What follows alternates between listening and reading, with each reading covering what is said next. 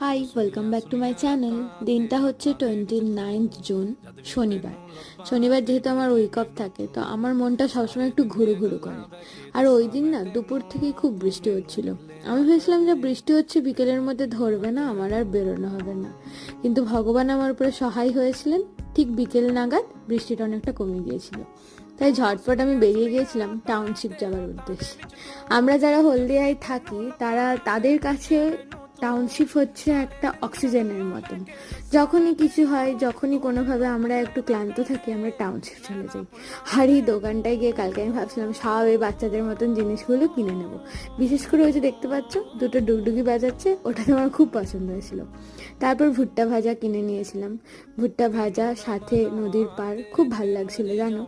কিন্তু কালকে একটা জিনিসেরই কম ছিল, সেটা হচ্ছে কালকে একটু বাতাস দিচ্ছিল না।